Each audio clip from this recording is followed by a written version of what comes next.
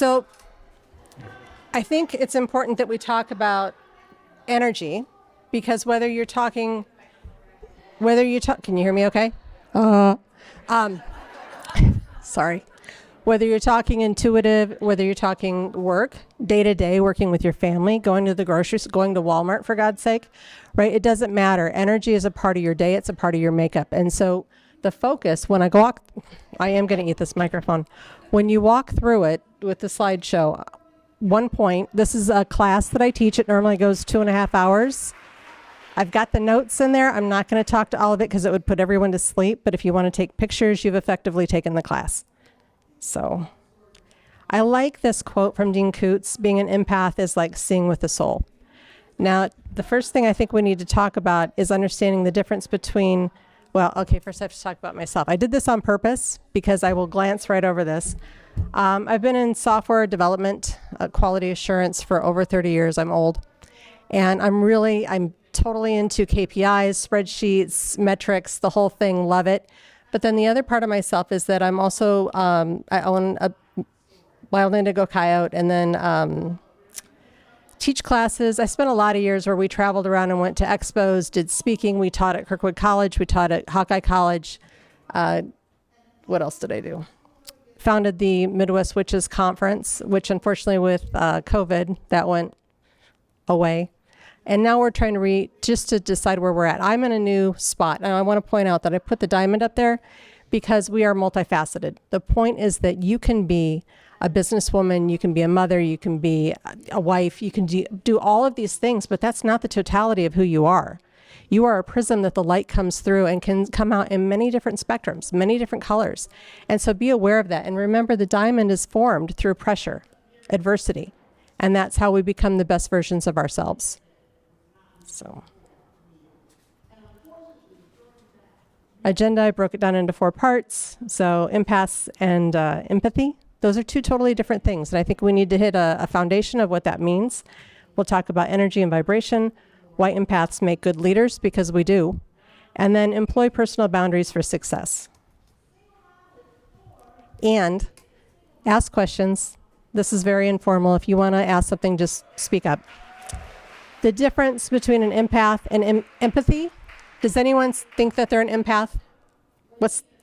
Good. That helps me guide the conversation, right? So just to get on the same wavelength for some of the other people, empathy is the ability to feel for somebody else. If I'm sitting here telling you my story and it's a sad story, you're going to go, oh, wow, I'm so sorry for you. I can feel that, right? Now, an empath, that's a highly sensitive individual, and there's different degrees of that. I actually feel the pain. If somebody has a physical ailment, I can physically feel that in my body sometimes. I think a good example of that, my husband 3 years ago had a stroke. 2 weeks before he had the stroke, I thought I was having a stroke. I kept out popping aspirin, and I'm like, oh my God, I really feel like I'm having a stroke. What it was I was in tune with him, and then 2 weeks later, he was diagnosed with a stroke. So knee pain, it just can manifest in different ways. But the point is that you're absorbing the energy of the other person. And it can be more than just the person. It can be an animal. It can be an environment. The empath is the natural energetic lightning rod who must be cognizant of the energies around them at all times to navigate their reality. This is important and inherent in navigating your day-to-day. If you're not aware that you're being impacted by these energies and the things that are going on, how do you navigate it? Being aware and being educated in what's going on is really critical. Different types of empaths. So I like everyone in here that is an empath, that we recognize it. I hope you understand what type you are, because that's how you better adjust your life and navigate, by understanding how that energy works for you. So primary types, and then there's subtypes. Primary type, emotional empath. Man, you're feeling the emotions. Have you ever walked into a room and there's nobody in the room, and you go, ooh, who was angry? What happened in here? Right? You can feel the residual energy that's in a home. You can feel it when you walk into a business or with a person. You're interacting with somebody and they've got the face on, right? They've got the smile, they've got the neutral face, but you know that's not really how they're feeling. You can feel them projecting those energies. And unfortunately for an empath, we're much more sensitive to it. And so it impacts pretty soon you're like, you're edgy, you're feeling sad, you're feeling whatever, even happiness. And it's not yours, it's theirs. So we have to be cognizant of that. Physical empath, I touched on a little bit. And then intuitive empath, those are for people who are psychically gifted. And I want to touch on that everyone is psychically gifted. We all have the ability. It's a muscle. Some of us come into this life and we're more attuned, more advanced, just like I can go play basketball, but nobody is going to ask me to join their team, right? So it's all about whether or not you want to recognize it and work with it like it's just exercising. Subtypes, an animal empath, there are people, I think veterinarians, people who work with animals, are naturally gifted as animal empaths. So if you are connecting more with animals and you understand intuitively what they need before, plant empaths, some people are very good with plants. I have a black thumb. I kill every plant that comes into my house. Earth empath, if you think about the state of our earth, the way we are, and I'm not going to get into a whole ecological thing, but the water systems, the way we've overfished, the way that we have pesticides going into the earth, there is a resonant pain that happens that some people are very in tune with. Dream empaths, that's a whole class. I'm not going to go into that, but there's a whole lot there. Psychometric empath, there's a exercise you can do, the psychometry, where if you pick up an item, I happen to love antique stores, and if you go in, and I love to pick up old books, and you can get a story off of that. You can feel the energy, you can feel the life that item lived. Telepathic empath, it's when you're hearing what's being said. You intuitively know. Some people will hear it audibly in their head. Some people just know. And then precognitive empath that's the ability to perceive something that hasn't happened yet.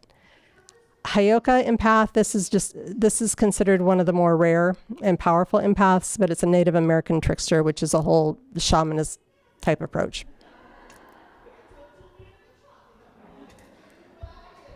So characteristics of an empath. I think it should be fairly obvious, right? Not to overstate. And there are always exceptions, always. But for the most part, an empath is someone who's compassionate, introverted, INJF, if you know those, overthinker, anxious, highly intelligent, attracts needy, narcissistic people. Stop on that one for a second. When you are an empath, you are a sponge. And so people who are narcissistic manipulators, you are like a beacon to them. You're yummy, right? They want to come and they know how to work you because they're able to direct your energy. And it's something that's very important to know how to protect against. Empaths tend to neglect themselves in favor of others. We come into this world as healers, guiders, leaders. We have a bone deep need to help other people. And sometimes that's to our detriment and very important to pay attention to. We have a strong need to recharge. So I'm not, transparency here. This whole day is wonderful and exhausting all at the same time. I'm ready to go home and be by myself. So, and then I've got, like I said, I don't want to just sit and read the slides to you. Does anybody have any examples of how they've experienced being an empath that they want to share? Oh, such a quiet group. Okay. I'll go first and then someone else can follow.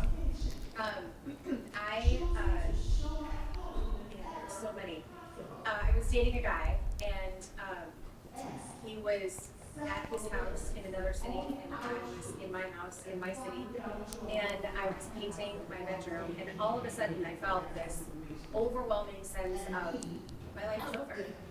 My life is over. Like, what am I going to do now? My life is over.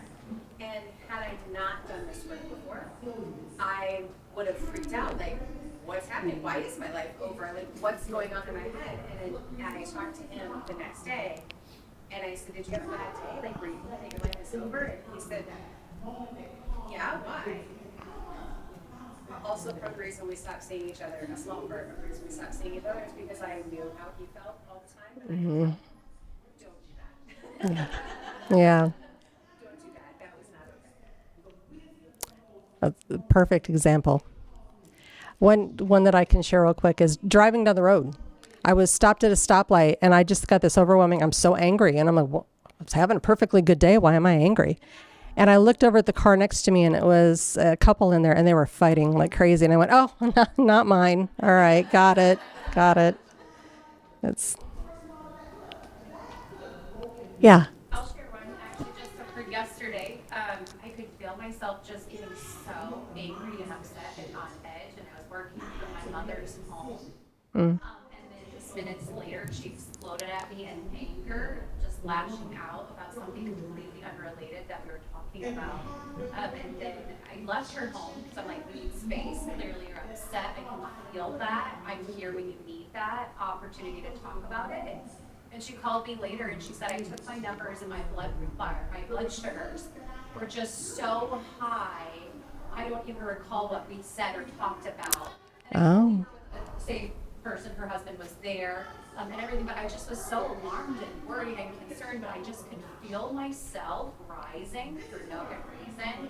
And I was feeling what she was feeling in that moment. It was pretty alarming to recognize that that's occurring.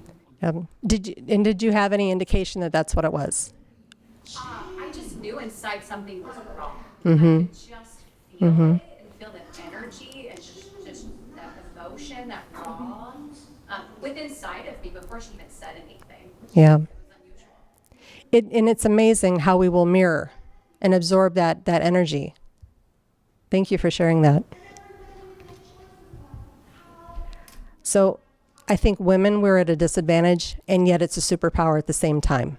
We have more blood flow to the prefrontal cortex of the brain, which automatically makes us stronger at empathy, intuition, and multitasking. Women are not only we're nurturers. It's like we were talking about. Kendra mentioned, who does all the work? Who sets up Christmas? Who's making sure everything's taken care of? I do the taxes. I do all the paperwork. I have a job. There's a reason for that. We're better at it. Managing children, managing the household, managing a job. We are naturally better at micromanaging the different nuance of what's going on in our life and day to day. That's because our prefrontal cortex has a higher blood flow and allows us to have those separate things happening all at the same time. I think another thing, and it goes to what was shared with mirroring other people's energy and being able to absorb that easily, is mirror neurons, which allow us to mirror the emotion of others, leading to the thought that empaths have more mirror neurons. That is, when my husband had his strokes, I've now dived into the world of traumatic brain injuries and what that means. And there's a whole lot that, from my side of the world, I think the medical community will go, oh, no, we're not going to pay any attention to that. And yet they'll start talking and I'll go, no, that's exactly what I'm talking about. So there is more scientific proof that follows this belief and talk. Fear circuitry. Now people will ask, are empaths born or are they trained? Do they evolve? And I think the answer is both. Some of us do come into the world higher tuned to being empaths. We're naturally geared that direction. But there's also, if you look at the brain network, it's processing and responding to fear, trauma, results in rewiring of the brain, which is also prefrontal cortex. So think about it. Females, we have more blood flow. We've got more going on in the prefrontal cortex. Now, if you have a traumatic environment, say you have a childhood where you lose, a parent or something traumatic goes on. Actually, it doesn't matter what age, but I think it's more impactful as a child. It will then create more of those mirror neurons. I can't spit that out today, sorry. And it forces us to wire in a way that makes us overly sensitive. That highly sensitive individual, we are now wired to work more intuitively, more than naturally expected. Any questions? You guys are so quiet, I'm sorry. Any questions? I'm going really fast, I feel like. So I like the science part to it too. So the brain will manufacture enough energy to light a light bulb. So the picture of, this is Nikola Tesla, who I love. And if you want to find the secrets of the universe, think in terms of energy, frequency, and vibration. Nikola Tesla. Now, think of it as a network. If we are, as individuals, energy ourselves, and the whole earth is energy, everything we interact with has a vibration, has a resonancy of its own, and we have energy that is flowing and connecting us all the time. When you meet somebody and you go, oh my God, I love that person, I'm going to put them in my pocket and take them home. That's my person. I want you to picture music that has melody and harmony that works nicely together and sounds pleasing. That person's energy and vibration harmonizes with your energy and vibration. And then the other times when you meet somebody and you're like, I hate that person, I don't want anything to do with them, you're discordant. Your energy, your vibration doesn't match with that person's. And that's okay. We all have a role to play. They have to be at that vibration because they have certain goals and life lessons that need to be executed that require that at that time. I think it's important that we understand that everyone has a time and a place. Somebody can come into your life as a protagonist, and that can happen at work often. So for me to learn the lessons I need to achieve the goals that I've set out, I need not only encouragement, but I need that person that's going to challenge me. And that is work, because yes, you can sort of choose your family, you can't choose your kids, they come to you. But your day job, whatever that happens to be, you don't get to choose who your coworkers are. You don't choose your boss unless you're your own boss. That's pretty wonderful. But so you have to learn how to navigate that.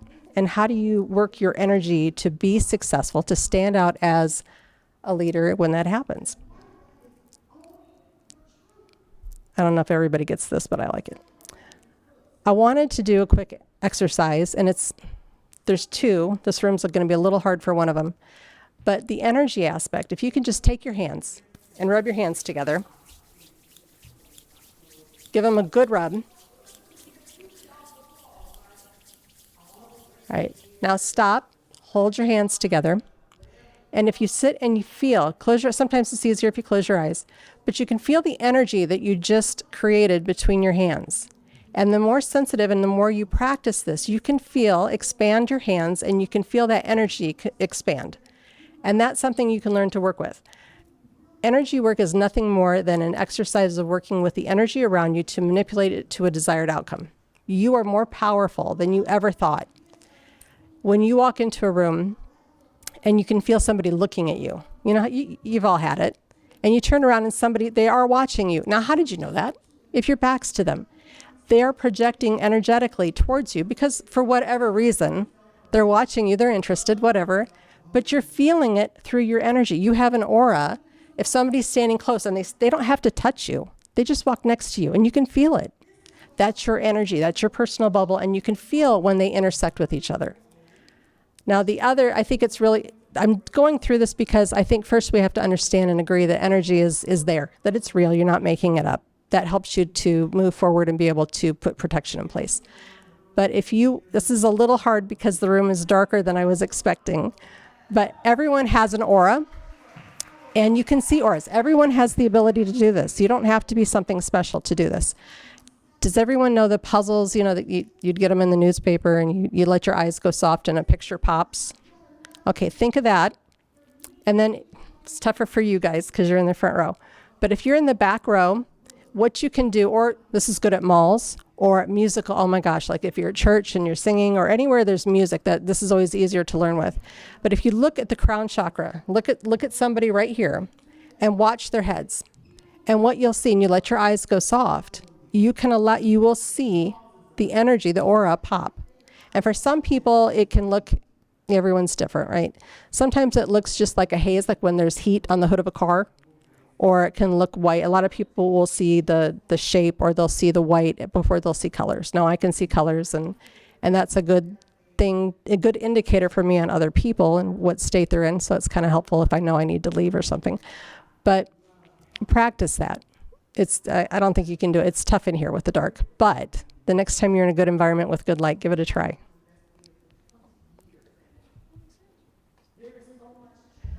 So talking about the empathic leader, I've been in management for over 30 years, and over that time period, I was 23. And the first time I was a manager, I had 43 people under me. Now, as an empath, as a sensitive person, dealing with coaching people, I love it, right? It's something that I truly get enrichment from. When I can help another person climb in their career, grow new goals, become a better version of themselves. On the flip side, you've got to deal with people. That can really suck sometimes. And not everybody is emotionally intelligent enough to be able to navigate that. But why? Why is being an so why do I want to do that? Right? Why do I want to be a leader if I know that there's an extra challenge in being an empath? And I think it's important to realize that there really is some amazing things you can do if you're in tune with your empathic self. Leaders manage the emotions of others. There's no getting around that. Yes, I'm managing the metrics. Yes, I'm doing all the cataloging and the spreadsheets and all of that stuff that I do love. But I also am having to make sure that the people that I'm working with are motivated, they're happy, that they're productive. If something's going wrong, I need to be able to step in and navigate it in a way that is successful not only for them, but for the company, because I have a job to do. So what are the things that I'm able to succeed at? And one of those is being an agent of change. Has anybody worked with change agents in their company? It is a role that a lot of the technical companies are working. So if I have, my company recently went from waterfall to agile. I don't know if that means anything to everybody here.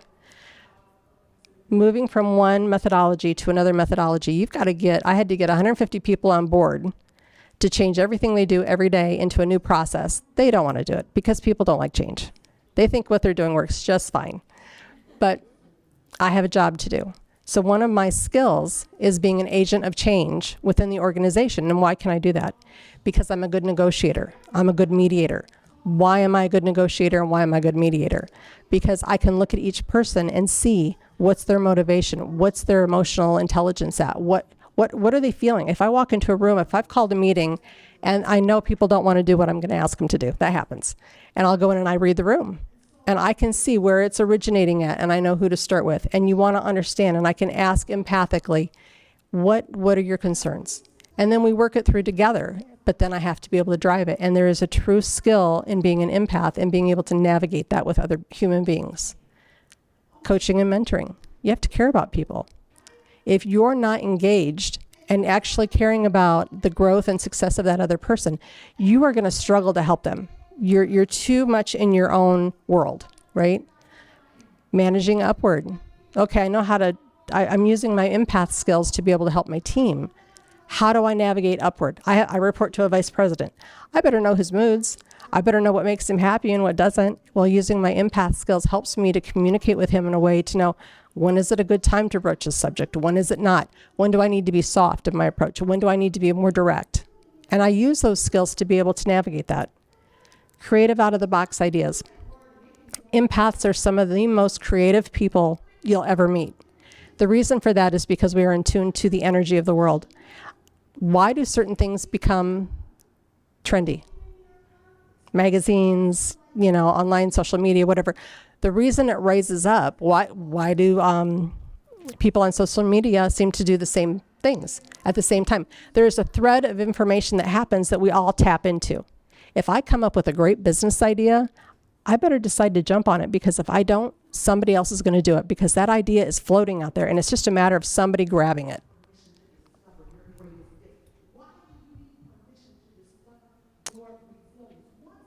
So I like this. This is from Henry Ford. If there's any one secret of success, it lies in the ability to get to the other person's point of view and see things from his angle as well as your own. I think that's important. A sign of wisdom is the ability to entertain an idea without accepting it. If you can't understand where that other person's coming from and fully, you don't have to agree with it, but if you don't understand it, how are you going to negotiate with that person? How do you move forward and make that better, right? So some of the things that I think help in being able to see that other person's point of view, feel it, is being able to promote collaboration and inclusivity. I don't expect everyone to be the same. I purposely have built a team that is all made from different walks of life. I want different perspectives and different goals. And then they come together and like a harmony, they work all as one. Supports integrity. I'm an open book. My team knows they can talk to me about anything. That's because I care about them as a human being. And if I was not in tune with them empathically, I wouldn't be able to connect at that level. Motivated employees, do I care? Or am I only concerned about my growth and my development and my goals?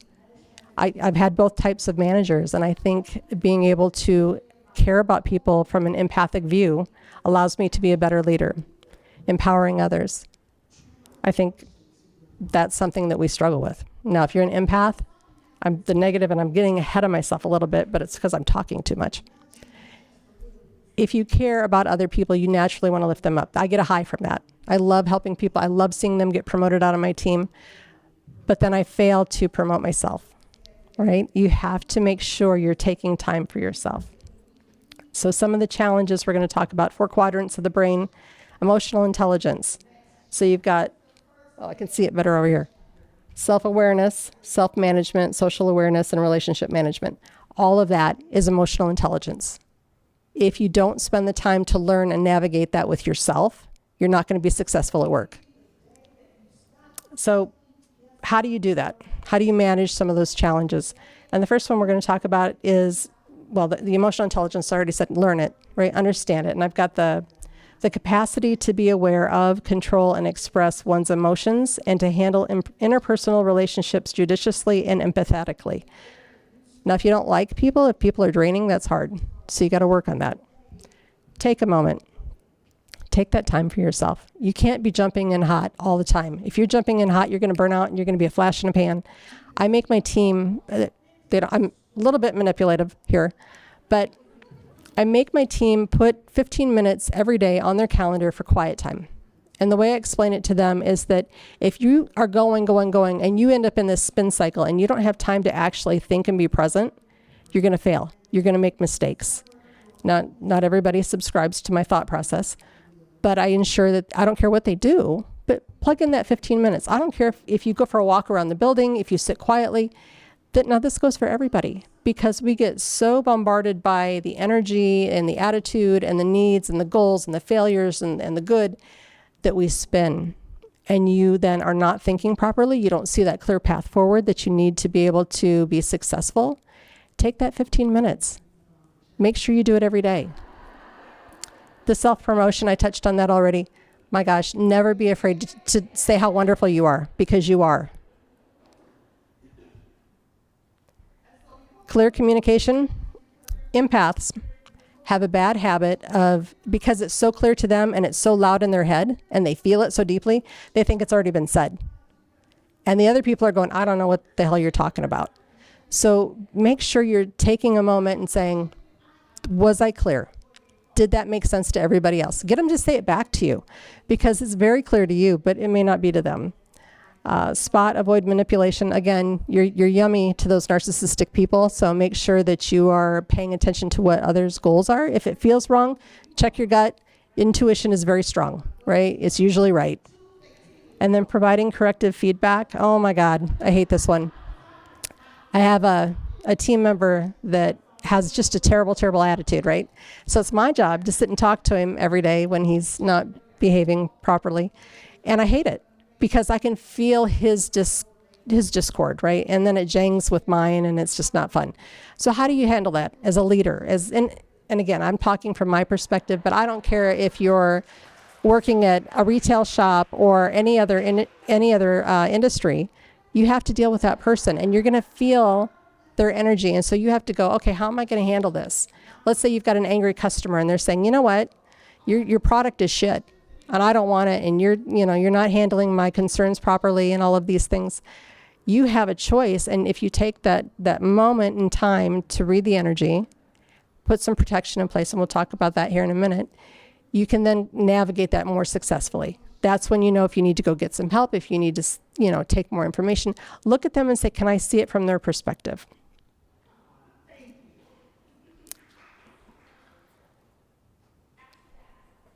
I like this one. Boundaries. So there's a lot of ways you can address this. And I think the constant, like I already mentioned, the constant bombardment, and that's what it is. Think of it like radiation.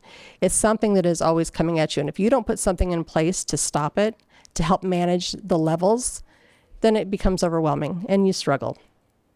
So this can be in many different forms, but some of the impact that happens is to your brand. And I think we've had other people talk about that today.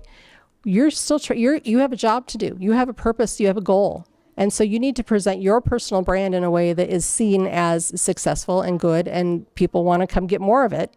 And so by maintaining a good protective barrier and managing your emotional intelligence through your workday is important. Nobody wants to be seen as scattered. That doesn't help get you promoted.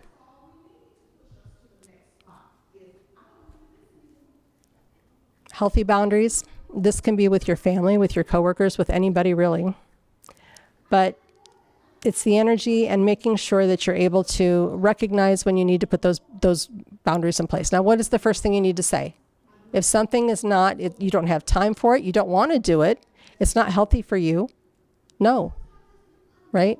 No and oh, period. You don't have to explain yourself. This is one of the issues that we run into being an empath. We feel guilt.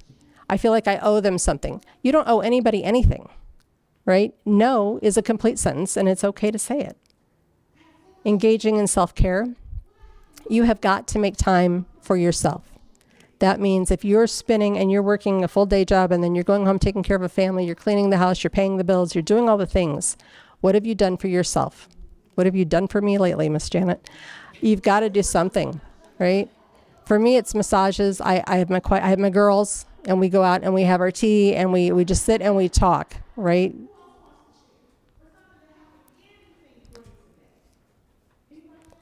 So social interactions, most empaths are introverts, not all, but most, and it can be painful. The challenge, though, is to force yourself to be in those situations. You still need other people. Taking the breaks, like we already talked about, but let's talk about grounding techniques. So being centered is being present, and you need to do that on a regular basis. Every day I get up, and I have to ground, center, and protect. And that's making sure that I'm in the present. If I'm in the past, if I'm guilty, if I'm in the future, I'm not my best self. Am I out of time, Rena? I think I'm running late.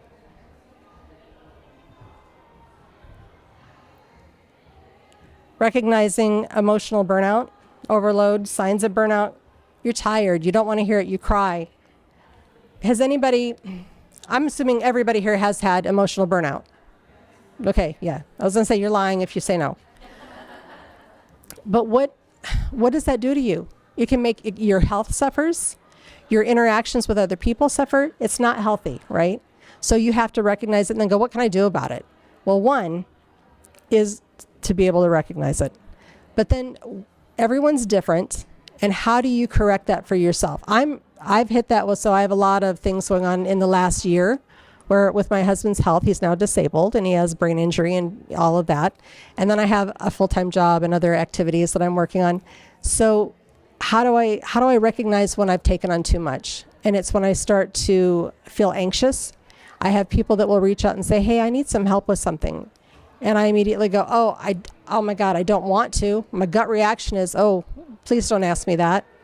And yet I feel like I have to. That's that deep, bone deep desire to help to heal. I have to say no. I have to recognize that. Now, some of the other things, fatigue, you want to sleep all the time. And sleeping can help, but it's not going to heal, right? It heals the body. It can heal if you're, I'm going to get into dream work just a little bit. So the dreaming does help heal the soul. There is an emotional and a soul level healing that does happen with that. So sleep is good for you. But when you're oversleeping, it's not, right? Because then you fall behind and you're not doing the other things that you need to do. So proactive recharging is adopting strategies of mindfulness, meditation, nature walks, recharging. I think what was interesting to me listening to all the speakers, everybody touched on it. I was hearing yoga, Pilates, meditation, all of that is all spiritual activities that rebuild your energy, allow you to connect to the earth, they allow you to nature, and then human beings. Because if we're not well connected and well grounded, you are going to have burnout, you're going to struggle, you're not going to be able to do all the wonderful things that we talked about, right? Where you're the negotiator, you're the mediator, you're the good boss, and be promoted and seen as successful. So building supportive networks. If you don't have a group, get one. For me, all I can talk about is me, right? So I have the Witches Cauldron Gathering, which meets every month. And the reason that was created was because I wanted a safe place to meet with women who thought like me. And so we could explore topics in a way that was open to different ideas. Not everyone's the same. Not everyone's a witch. We're all just exploring concepts and supporting each other in ways that I find just amazing. We're doing activities. And we go out on nature hikes and do different things, go out for tea, travel together. We've got some groups that go out rock hunting and things like that. So whatever your gig is, whatever makes you feel relaxed and fun, Find people that you enjoy doing that with. Doing it alone is great too, but I think it's really important, especially for empaths, that we're with people that are not going to bombard us. We need people that fill that battery back up, and by doing activities together, it really helps. Sometimes I find just getting together for tea is great. Any questions? I feel like I'm going really fast. Any questions or topics, you guys? Okay. Your personal workspace. When you spend more time at work than you do with your home, with people awake, right, at your home, that environment really can be helpful if it's nice. You want it to feel comfortable and engaging. You feel relaxed when you're there, and then you're going to be able to really see it into your personal power and be able to do the things that you need to do that day. So think about your space that you're in every day for work, and what can you do to make it more inviting and more relaxing to you. For me, I like to have plants that somebody else cares for. But I have crystals and I have pictures, and I set it up uniquely for me. And I think that's important. Sometimes you don't have that opportunity. So then you think about, what can I do if I don't have my own office or my own cubicle? What can I do differently? You can do that through colors. Wear clothing that makes you feel empowered. Makeup makes me feel empowered. I don't have to wear makeup, but I love it when I'm doing it, and it makes me feel like I'm ready to take on the day. You can do it through jewelry. You can do it through having a daily meditation and just walking in power. Sometimes walking with purpose is enough to give you that ability to come forward strong and feel like you're in your personal space of power. You know, sometimes when you present yourself and you're kind of slumpy, or you're not really moving with a sureness of purpose, your guards are down, you're not uplifted. But if you pull your shoulders back and you know, I have a purpose, and you go at it, you now have empowered yourself, and you have created your own personal space that allows you to be strong, comfortable, and protected. Some other things you can do are creating a sacred spot. I have an office. Actually, I have 2 offices because I'm greedy like that, and I took 2. But they have different purposes. The one has the crystals and the things that are my personal touchstones that help me to be creative and think things through. The other one has statements of empowerment and different options, like more projected towards professional development, so that when my boss comes over, that's where we're going to talk, right? Cleanse the area. Now, I have in the past done things like put salt around my entryway. I also will take and use essential oils. One of my favorite is white angelica. And think about this now.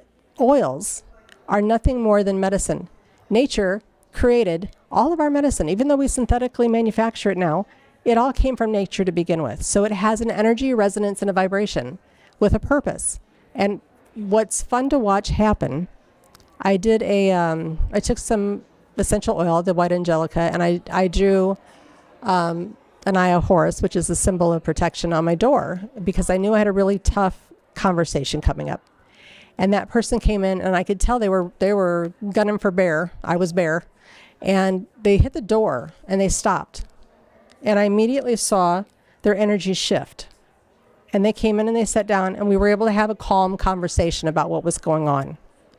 So changing the energy in my environment also helped change their energy. Because remember, your tone, your environment, you will make them match your energy once you're in control. Think about if you go in and you're with somebody and they're all frantic and they're upset, and you notice your frantic energy raising, and all of a sudden you become a little unsettled. You have just risen to match their energy. Instead, what you need to do is have a handle on your own energy and get them to come and match yours. That's when you've taken control of the situation. And you're doing it with good intention. You're doing it in a way for a successful outcome. You're strong. You're able to do that. Pictures. I love pictures. They're good. Any questions or ideas on that? What? We no longer need to worry about it. Okay. So be loud. Okay. Got it. Does anybody have any? Thank you. Go ahead. Give us your top 3 favorite oils to diffuse in the workplace besides I like protection and white angelica protection, frankincense, and I like myrrh. I like resin is a really good. I like to set resin in. I have a little crystal bowl that I put resin in there and just let it sit. And sometimes I have a spray bottle. Don't tell all my coworkers; they'll think I'm crazy. But I have a spray bottle. And I do 9 drops of protection along with purified water. Usually I use moon water, and I'll spray it in my area because I can't burn the sage in there. They frown on that. So.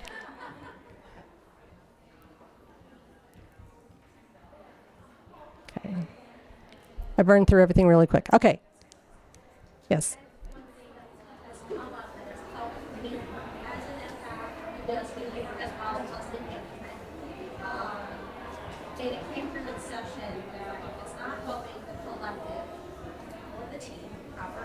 Mm-hmm.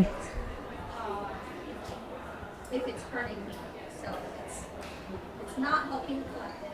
If it's hurting me, if I'm Right. taking on too much, I'm also part of that collective. I'm part of that team.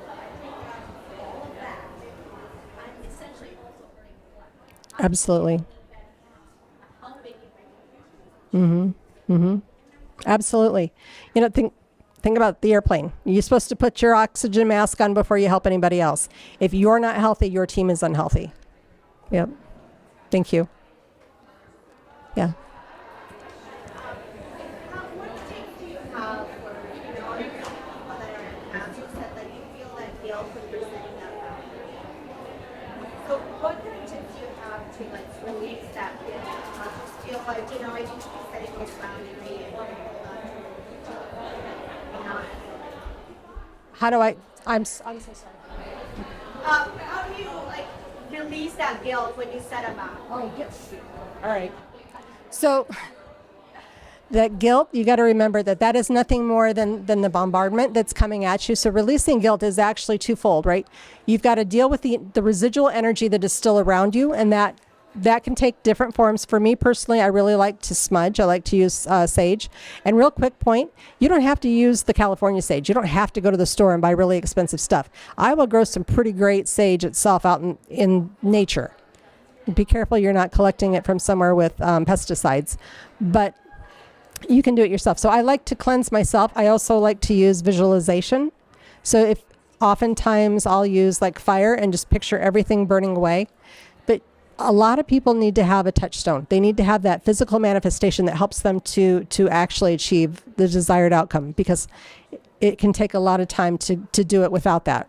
Do you know what I'm saying? So one, work on cleansing yourself. Cleanse your space using white angelica, sage, salt. I like to get salt and water and just rub it in my hands. The palms of your hands are energy vortexes. You have the ability to do an awful lot. When you talk to people who are, like I'm a Reiki master, healers, things like that, they're working with their hands. The reason they work with their hands is because we have energy vortexes, we have meridians that run all the way down to the palm of our hands. And that if you touch somebody's hand, it's gonna feel much different to you than if you're touching them on the shoulder or somewhere else. There's a reason why when someone comes up and they put their hand on your shoulder, that it's comforting, right? So the second part to what you're asking, though, is to relieve the guilt from other people. That's harder because you have to change other people's expectations and your expectation in that contract that's going on. Because we maybe don't think of it like a contract, but it actually is, right? Because you have, as long as you have guilt, you are participating in a contract that you don't want to be a part of. So you have to be able to say, I negate what's going on. And a lot of times that's being strong enough to have that conversation. I've talked to people before where I'm like, why are you asking me to do that? What is it you actually need? Because I'm unwilling to fulfill that. Sometimes I can be pretty blunt, but I think that helps to negate those contracts. Does that make sense? Okay. This is a good question. What else? 2 minutes? Okay. Any other questions? I know we're tired. We had a great lunch and it's been a great long day. So, all right. Thank you.